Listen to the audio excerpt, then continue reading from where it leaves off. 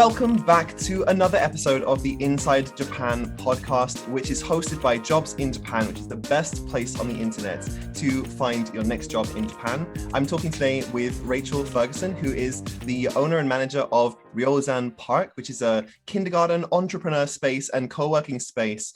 And it's a really, really exciting business. So I'm really happy to have you, Rachel. Hi, Charlie. Thanks very much for having me. Awesome. So let's start off because I want to talk really kind of about how you got into this because it was a really interesting journey. But I want to start with like your motivation for starting something like Ryozan Park. So the school actually came a little bit further after Ryozan Park started. We started with a share house for 41 young professionals. There was a really great community born out of that. And next came shared offices. And for a long time, I'd been trying to find out how I could support working mothers in Japan. I've always been interested in feminism. I studied feminism and literature back in Scotland. When I came here, I was interested in that topic as well, and women's position in society here in Japan. And I covered that in my master's thesis. I studied Japanese social anthropology, and really was trying to find a way that we could do something with the community and resources that we had to help to empower women in Japan, especially working mothers. So also on the horizon was our own family. And so, of course, you're thinking about your own situation. And when the children come along, I still wanted to work, but really felt that it was important to me to be close to my children at the same time. So we thought about how we might go about doing that, and putting a childcare facility in the shared office was a really exciting idea. I really like your approach to this because I think a lot of people get bogged down when it comes to something like feminism or women's equality in Japan. They get bogged down in details, but really I think the way that you've approached it is like, okay, there's a problem here, which is that it's actually, in Japan more than probably most countries in the world or most developed countries in the world, it's really difficult for women to get back into the workforce or to like start their own companies or work on their own businesses when they have children, because someone is expected to look after the children. There's not enough childcare. It's really like there are waiting lists in Tokyo sometimes for childcare for years and years. You have to sign up your child like the day they're born to try and get them into a kindergarten when they're 4. It's really quite a lot for people here. So having where it's like, this is something that I can really help with. If you have that attitude towards it, like you actually get to build something that's really helpful and that actually changes people's lives, because they can actually continue working, which means they wouldn't be taking 5 years out of the workforce or 6 years out of the workforce until their kid goes to elementary school, just to look after their family. So I think that's a really amazing way of looking at it. I really like that approach. Yeah, it definitely could be improved. I mean, what we offer is co-working, so which is mostly suited, of course, to remote workers. And that's been a new thing in Japan really over the last year and a half with the COVID situation. And hopefully that will help to improve things in the long run. But our experience is that the mothers who would come and use the co-working facility are often on their maternity leave anyway. So it was time for them to get some time for themselves, potentially to do a little bit of part-time work. But there were a lot of people who were looking for an alternative income source or thinking about changing their careers, because it's a very daunting thing to re-enter the Japanese workplace after having children. Often there's demotion, displacement within the organization, and a lot of pressure as well to work at the pace or in the style that you were in before. And it's very natural for priorities to change once you have children and to want to try a different kind of lifestyle. But what would have been really great is if after returning to work, mothers would have been able to do their jobs remotely so that they could be with their child and still be working for their company. That would be fantastic. And I would love to see Japan get to that stage. And maybe it's possible now with having had that little taster during COVID. Right. I mean, things usually move quite slowly in Japan, but then it's interesting that when the pandemic came along, how quickly everyone just went, okay, we really do need to adapt now. We can't, wait for it to go through committee meetings for 2.5 years. You have to actually get something changed. So, and you mentioned COVID, like I wonder how that affected your business, because it is something that's in person. It's a co-working space and co-living space and a school. How did COVID impact your business, not only financially, but like how you changed your way of looking at the problem that you're solving so that you could do a better job during COVID? Well, I think like everybody, we just immediately adapted by, um, putting in all of those precautions for hygiene, etc. But so we have the main part of our business is 4 sections. So we have event spaces. We closed those, no events. We have a shared house. In the share house, there are more rooms empty than we've ever had before, which completely makes sense. People don't necessarily want to be sharing a bathroom and kitchen in the middle of a pandemic. With the shared offices, actually, membership increased because people were being thrown out of their offices, and yet most people can't work at home. They have very limited space and they're probably sharing it with children, other family members. So they moved into the shared offices. And the school, the teachers have done so well, and the directors has done so well to keep things going as normally as we can. We are an Inkigai Hoiku, which means that, we have a responsibility to working parents to look after the children so that they can go to work.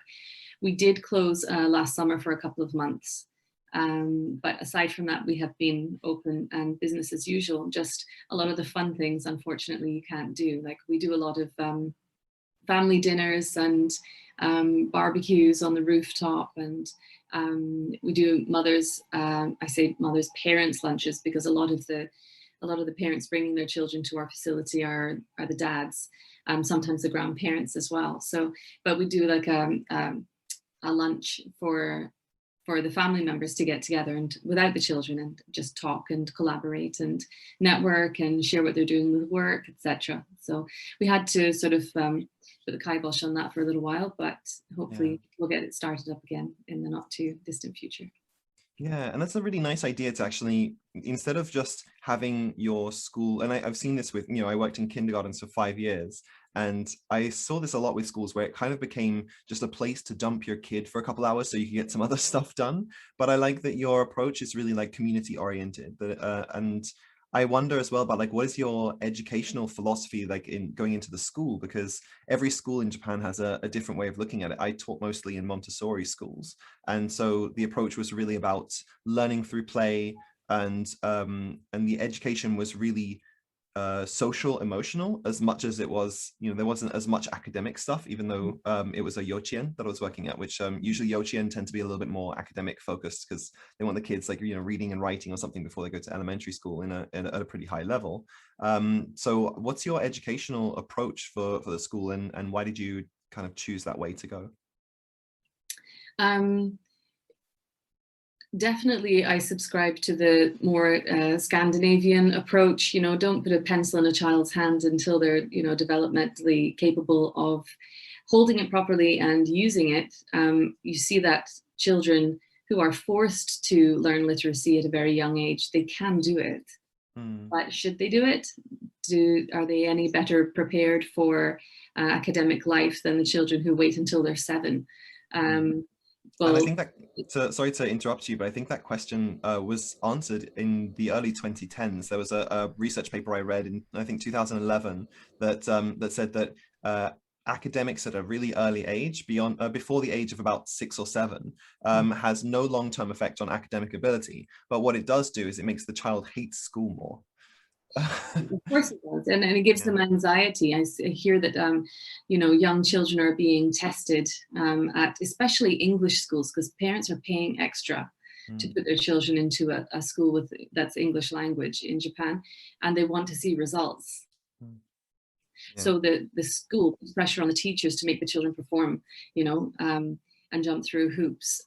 It's really sad. The children have a physical reaction to that kind of pressure. They're vomiting, they're under this completely unnecessary pressure. We absolutely don't do any of that.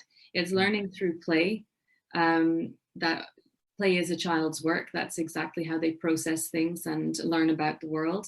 Of course, we do we do circle time, we do guided play, we do with our kindergarten children, we do phonics and things like that, and just depending on the developmental stage. But the main philosophy is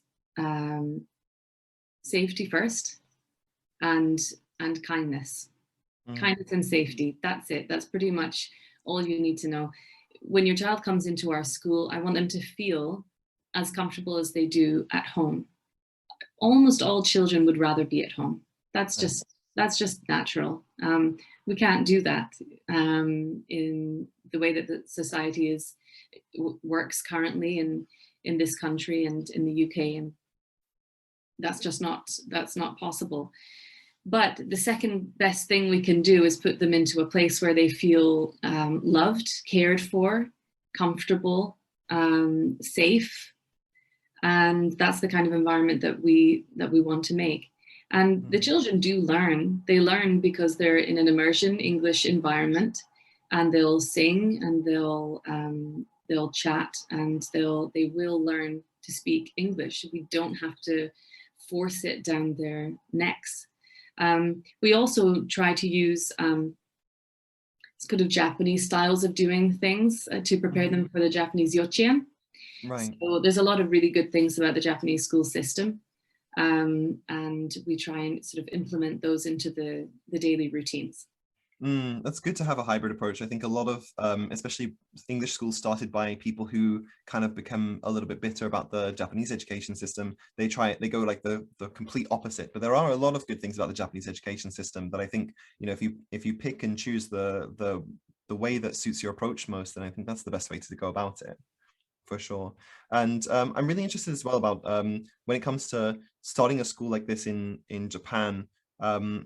What are some of the struggles that you've had in terms of as a business starting something, and not only you said you started off with a share house and then it became share offices and then a school. What are some of the struggles, especially with starting the school, that really come up and made it like either difficult or that kind of like put roadblocks in your way that you maybe weren't expecting would be there?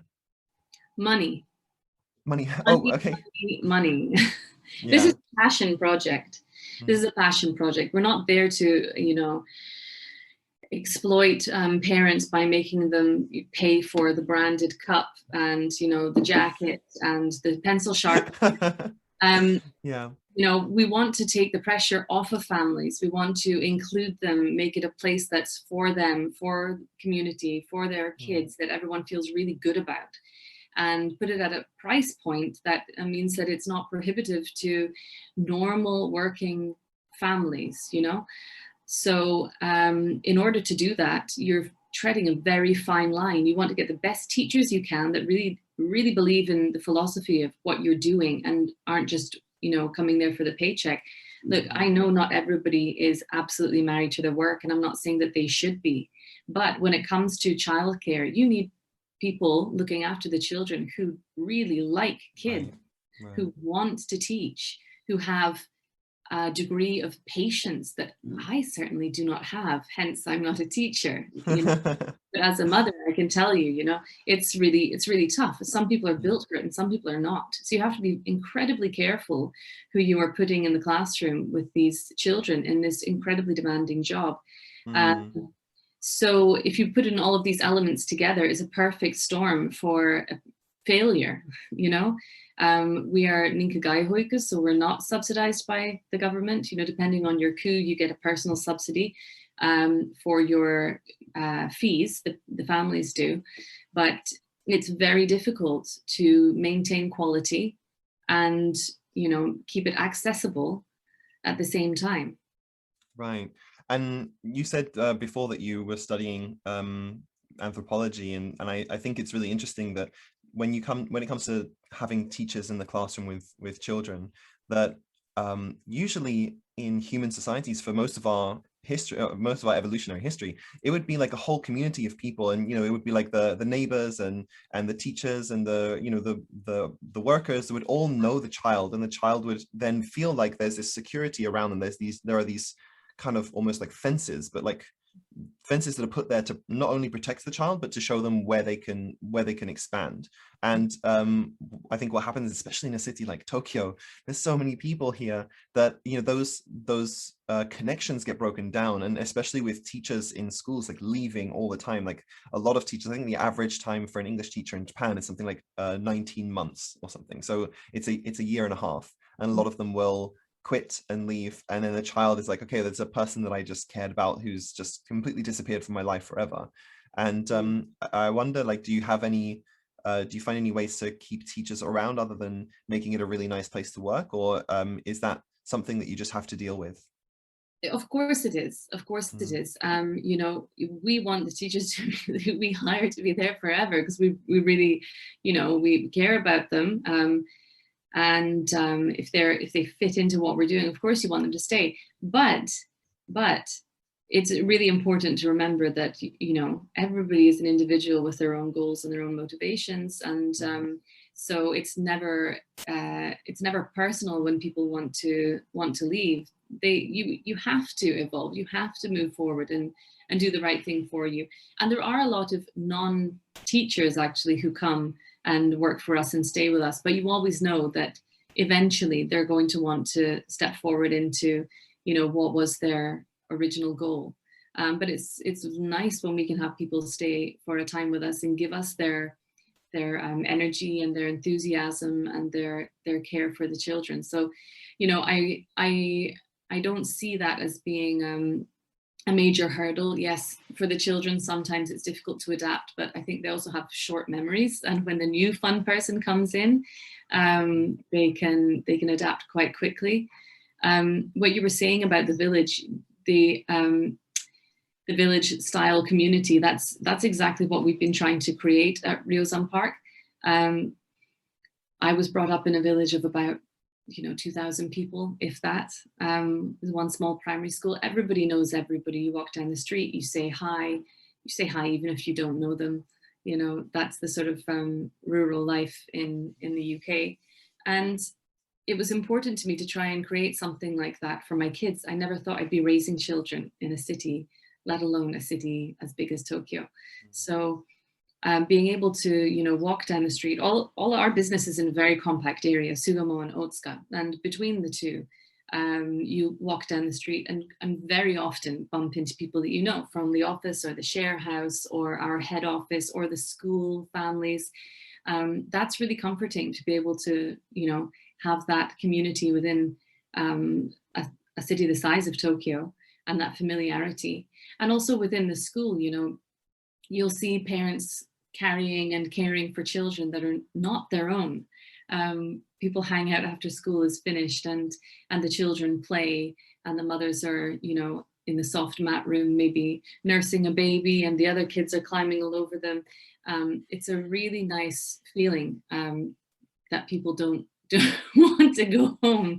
I feel really proud to be able to offer a space where people can relax, where families can relax before they have to deal with that next commute, you know, or Hi everyone, I hope you're enjoying the conversation, and I just want to take a quick moment to mention that this podcast is only possible because of the support of JobsinJapan.com. So next time you're looking for a job, check out JobsinJapan.com. There are tons of jobs on there, not only in English teaching, but also software engineering, hospitality, marketing and consulting, among many others. Most of the jobs on the board do not require any specific level of Japanese, and you can get started in minutes. So next time you're looking for a job, check out JobsinJapan.com, and let's get back to the conversation. And you also mentioned before that you also support the parents not only in taking care of their children, but if they're like working mothers or working fathers who kind of want to start a business or something and they want to use your space to kind of move out from, that you also support them in terms of finding the right kind of people to help them build their business, or connecting them with maybe other members or people like that. So can you tell me a little bit about that as well? Because I think that's a really important part of it too. It's not only like, okay, well, we'll look after your kids while you work. It's like, well, we'll also help you, like, you know, make enough money to have a, you know, a good working family life, so you don't have to worry so much. So we have, as well as the school, we have, that's in Otsuka, and we have 2 floors of shared offices. One is free address, and the other one is kojinbe, so private offices for 2 to 5 people. And then over in Sugamo, we have 3 or 4 other share office locations. So with the parents, they get to use the co-working at Otsuka for free. And with all of our members, we have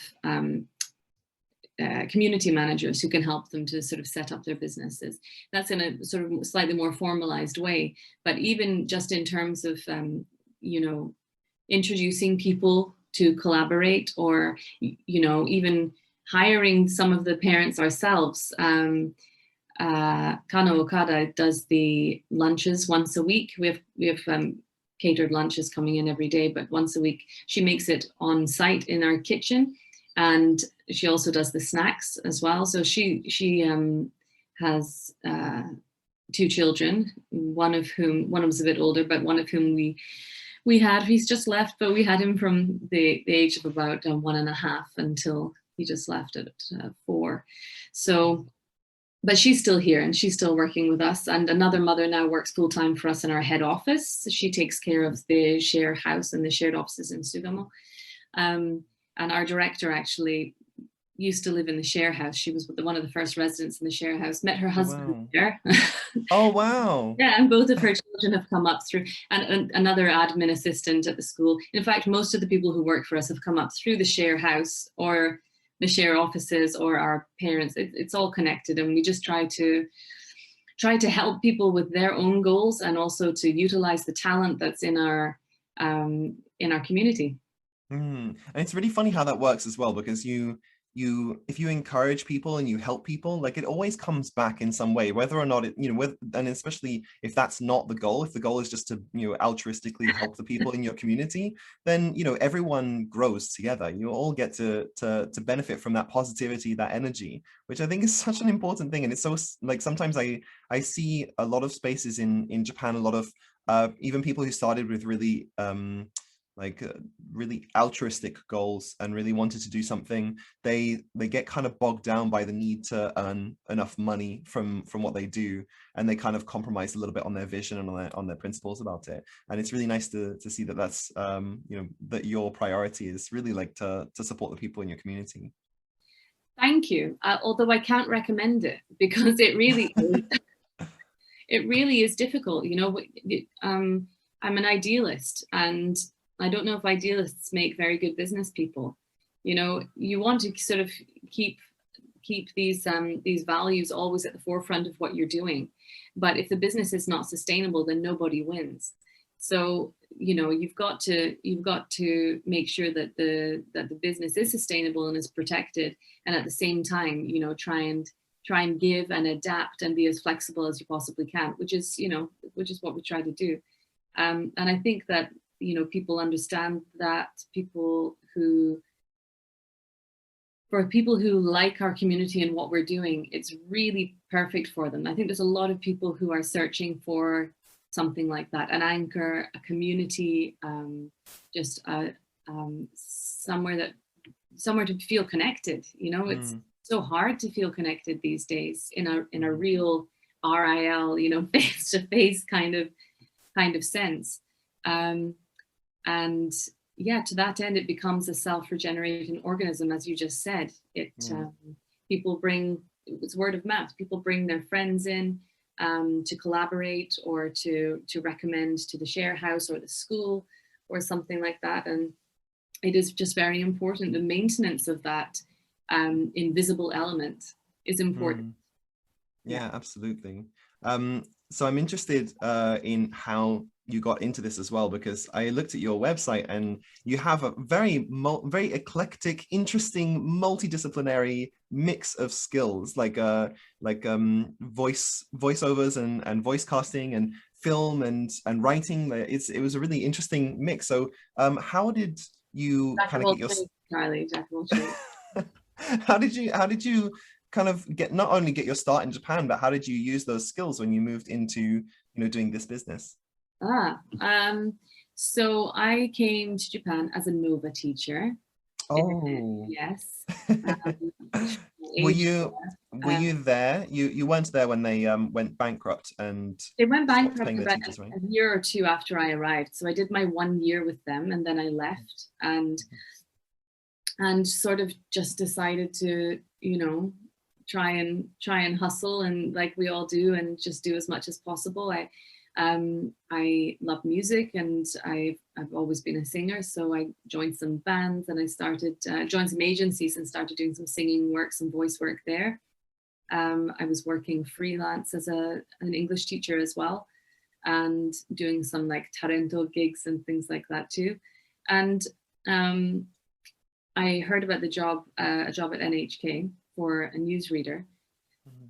And I just sort of went along on the whim, not expecting that I would be what they were looking for, or that I had no experience in television, although I had always always imagined that I would enjoy doing broadcast television.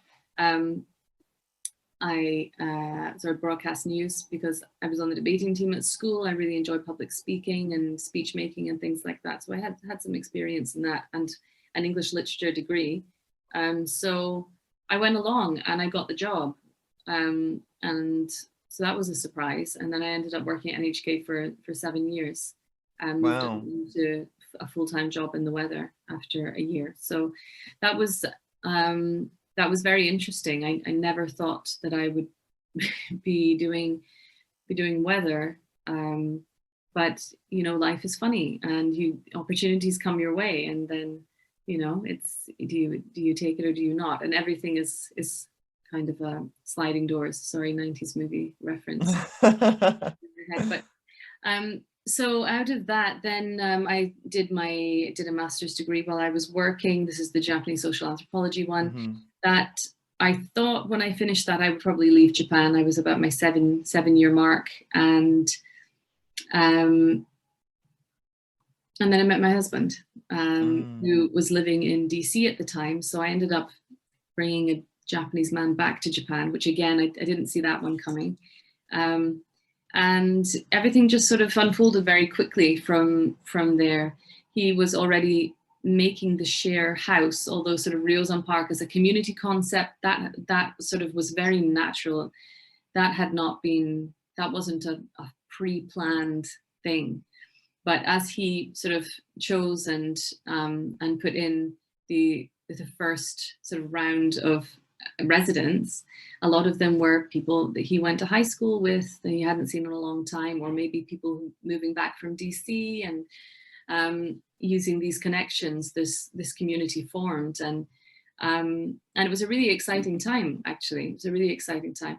And with a small family business, you basically, everybody wears all the different hats, So you might be unpacking boxes and sort of setting up furniture one day or cleaning the next and deciding the rules of a system that, something that no one has ever done before. So there's a lot of sort of feeling it out intuitively in the dark. There's a lot of making mistakes and adapting and changing, the rules and trying to improve, a lot of trial and error. I started doing a lot of the interior design, which again is just sort of an intuitive thing. I really enjoy it. I enjoy bringing kind of Scottish elements into the design and creating a space that I feel comfortable in. I love all the minimalist, sleek spaces in Japan. But why make another one when there's so many of them? So let's make an eclectic space that looks like a European ski chalet with a fireplace and Turkish rugs everywhere, So that's really fun, and I get to sort of flex a creative muscle doing that. You said that everything, on my resume is eclectic, and yeah, it's there's certainly a wide spectrum, but for me, it's all within the bounds of the sort of creative and language. It's all arts, singing and writing, and interior design and problem solving, English language, and sort of artistic work. I just feel it doesn't feel different for me. It doesn't feel like a different head, It's kind of all one, and I've been very fortunate to be able to do things that I think are fun. And, you have to do some that are not that fun, but as you progress and hire more employees, you can kind of focus and hone your role within the company. Yeah, and I think that's a good message for people who are kind of coming to Japan, like even in the same kind of situation as you, coming to Japan working for an Eikaiwa or an ALT company or a JET program or something like that, where you don't have to stick around in the same industry that you were when you started. You can go for something like a job for NHK that you don't think that you're qualified for and you don't think you're the right kind of person for, like you're not sure if you'd be able to get it, and then they might just pick you. Or you can even bypass the gatekeepers a little bit, like other people have done. Like you don't need to wait for someone to pick you. You can pick yourself, and you can do something interesting and different and just follow your passions in that way. That is very, very good advice, Charlie. And I always tell anybody who is silly enough to come to me for advice, my younger brother, I always tell them, try everything, just try everything. And cast your net wide. If you get 5 job offers, then you can cherry pick. You can do exactly what you want. But just try everything. You've no idea what you might get. I think the trend tends to be for men to overestimate their abilities and for women to underestimate their abilities.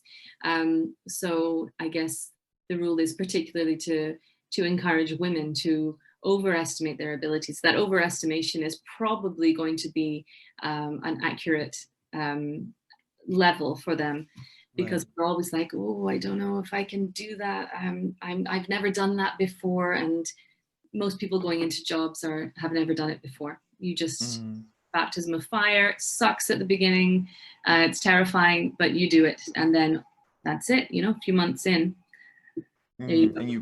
And you pick it up. And I think that's there's a really good book about this called The War of Art by a guy called Stephen Pressfield.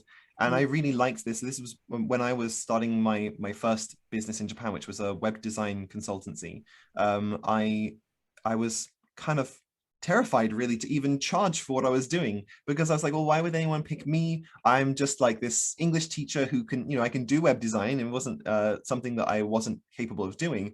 But I, looked at all these Japanese companies, and I heard people, like, every time I quoted someone, oh, okay, well, I'll do it for, 120,000 yen or something. And they'd be like, wow, that's like the cheapest one by far. And I was like, really? Like, I feel like that was a lot of money for what I was offering, so you realize, like, the more you do it, you realize eventually that actually you are capable of doing this, and you are worth doing this, and it's not something that you should be afraid of, and not something that you should back out of.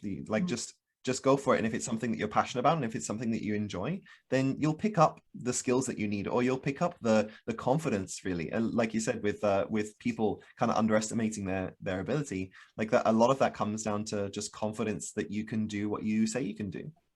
Or forget confidence, because do you know what, it's actually really hard. And I will I'm happy to admit that I still struggle with imposter syndrome, very often get sort of the overwhelm and the, no, I can't do this, I'm not good enough. So I don't have that consistent confidence. But at this point in my life, I'm not really interested in indulging those voices anymore, because I can identify them for what they are. So it's just a case of not accepting them and just quietening the voice. And who cares about not having that,